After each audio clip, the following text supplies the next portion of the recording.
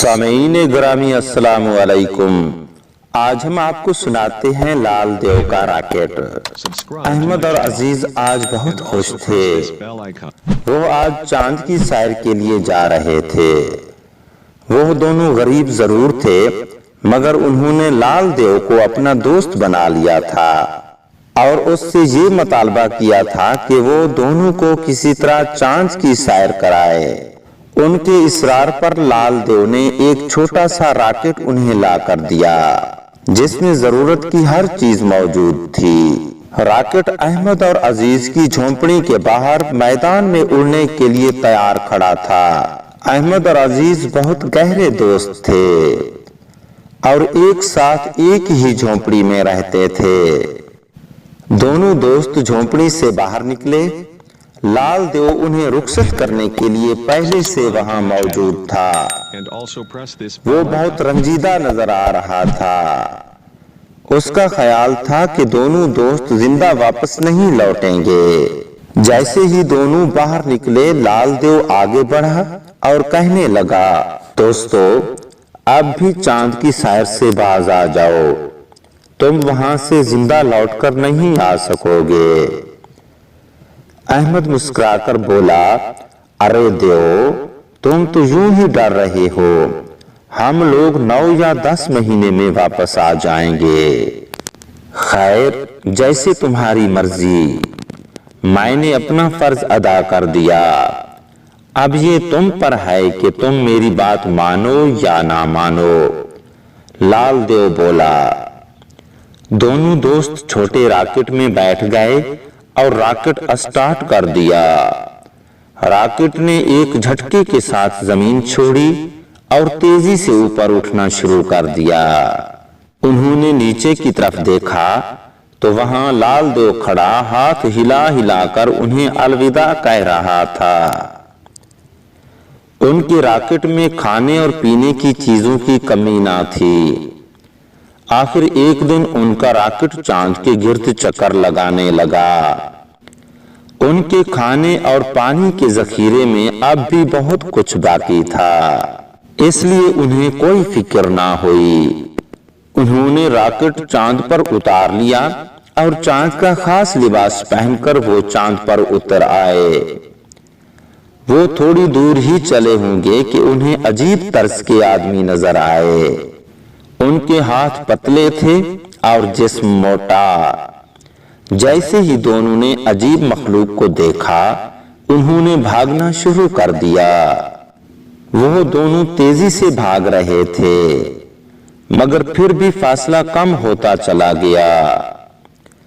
आखिर उन्होंने फैसला किया कि वो कहीं छुप जाएं। उन्हें चंद पहाड़ नजर आए। उन्होंने आओ देखा ना ताओ, फौरन पहाड़ में घुस गए। पहाड़ों के बीच एक गार था। दोनों ने गार में पनाह ली। फौरन ही अजीब मखलूक भी वहां से गुजरी। दोनों ने सुकून का सांस लिया। थोड़ी देर बाद अजीब मखलूक फिर वापस वहां से गुजरी। उस वक्त उन्होंने देखा कि अजीब मखलूक के हाथ में कोई हथियार ना था और उनके पास चुआई पिस्तौल थे। दोनों अजीब मखलूक के सामने आ गए।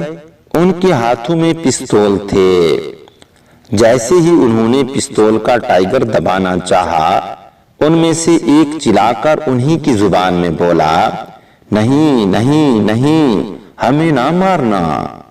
दोनों हैरान हुए बगैर ना रह सके। उस वक्त उन्हें मालूम हुआ कि अजीब मखलूक और उनकी जुबान एक ही है। उन्होंने दोस्ती के लिए हाथ बढ़ाया। अजीब मखलूक भी मान गई, क्योंकि उनके पास मुकाबले का कोई हथियार ना था। उन्होंने चांद की सैर में अजीब मखलूक से बड़ी मदद हासिल की। उन्होंने चांद पर अजीब चीजें देखी, मसलन चांद के पत्थर, चांद के अजीब पहाड़, चांद की लंबी लंबी गारें, चांद की गहरी सुरंगें, चांद की अजीब जड़ी बूटियां, जिनमें ऐसी भी थीं जिनको खाते ही इंसान सो जाए, ऐसी भी थीं जिनसे खांसी फौरन खत्म हो जाए। اور ایسی بھی تھیں جن سے بخار چلا جائے۔ غرض ہر قسم کی جڑی بوٹیاں چاند پر موجود تھیں۔ سب سے عجیب جڑی بوٹی جو انہوں نے دیکھی وہ برف کو پگھلنے نہیں دیتی تھی، یعنی اسے اگر برف کے اوپر رکھ دیا جائے یا برف میں ملا دیا جائے اور کسی قسم کے مریض کو کھلا دیا جائے تو وہ فوراً صحت مند ہو جاتا ہے۔ دونوں نے مختلف قسم کی جڑی بوٹیاں ایک بڑے تھیلے میں جمع کیں اور اسے راکٹ میں رکھ دیا۔ چاند پر کھمبیاں بھی انہوں نے دیکھیں جن کو سانپ کی چھتری بھی کہا جاتا ہے۔ کچھ کھمبیاں بہت بڑی بڑی تھیں اور کچھ بالکل چھوٹی چھوٹی۔ غرض انہوں نے جی بھر کر چاند کی سیر کی۔ اب انہیں اپنی زمین کی یاد آنے لگی۔ ویسے بھی انہوں نے لال دیو سے کہا تھا کہ وہ 9 یا 10 مہینے میں لوٹ آئیں گے، اور اب انہیں پورا 1 سال ہونے کو آیا تھا۔ چاند پر اگرچہ دن رات کا پتہ نہیں چلتا ہے، مگر ان کے راکٹ میں ایسی مشین لگی تھی جو دن رات کا پتہ بتا دیتی تھی۔ آخر انہوں نے عجیب مخلوق سے اجازت مانگی اور جانے کے لیے تیار ہو گئے۔ عجیب مخلوق الوداع کہنے کے لیے راکٹ کے سامنے کھڑی تھی۔ احمد نے راکٹ سٹارٹ کیا مگر وہ سٹارٹ نہ ہوا۔ اس نے پوری سپیڈ کے ساتھ راکٹ سٹارٹ کیا۔ راکٹ اچانک اوپر اٹھا اور ایک چٹان کے ساتھ ٹکرا کر پاش پاش ہو گیا۔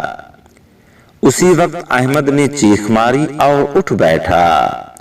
اس کی چیخ کی وجہ سے عزیز بھی اٹھ بیٹھا اور چیخ کی وجہ دریافت کی۔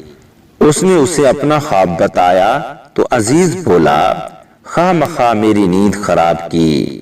پھر دونوں نیند کی آغوش میں چلے گئے۔